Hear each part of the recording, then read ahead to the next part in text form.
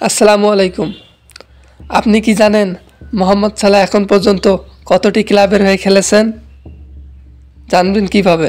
আপনি তো Messi, Neymar, রোনালদোকে নিয়েই ব্যস্ত। তবে চলুন জেনে আসি মোহাম্মদ সালাহর এই অজানা তথ্য সম্পর্কে। মোহাম্মদ সালাহ এখন পর্যন্ত পেশাদার ক্যারিয়ারে 6টি ক্লাবের হয়ে খেলেছেন। প্রথম, এল মাকাউলুন।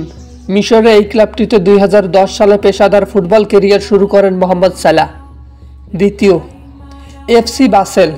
2012 সালে সুইস ক্লাব এফসি বাসেলে যোগ দেন এবং সেখানে 2014 সাল পর্যন্ত খেলেন মোহাম্মদ সালাহ। মাত্র এখানে 2 মৌসুম খেলেছিলেন এই মুসলিম ফুটবলার। তৃতীয়, চেলসি। 2014 সালে ইংলিশ প্রিমিয়ার লিগ ক্লাবের হয়ে খেলেন মোহাম্মদ সালাহ এবং সেখানে মাত্র 1 মৌসুম খেলেছেন। চতুর্থ, ফিওরেন্তিনা। 2015 সাল থেকে ইতালিয়ান ক্লাব ফিওরেন্তিনায় ধারে খেলেন।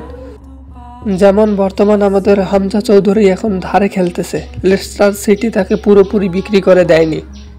পঞ্চম, রোমা। 2015 থেকে 2017 সাল পর্যন্ত ইতালিয়ান ক্লাবের হয়ে খেলেন মোহাম্মদ সালাহ। সর্বশেষ 2017 সালে লিভারপুলের হয়ে যোগদান করেন মোহাম্মদ সালাহ। তিনি এখন পর্যন্ত সেখানেই খেলে যাচ্ছেন। অসাধারণ পারফরমেন্স করে এখন সব ক্লাবের নজরে আছেন মোহাম্মদ সালাহ। ভিডিওটি কেমন লাগলো? ভালো লাগলে লাইক, কমেন্ট, শেয়ার করতে ভুলবেন না। সবাইকে অসংখ্য ধন্যবাদ। আল্লাহ হাফেজ।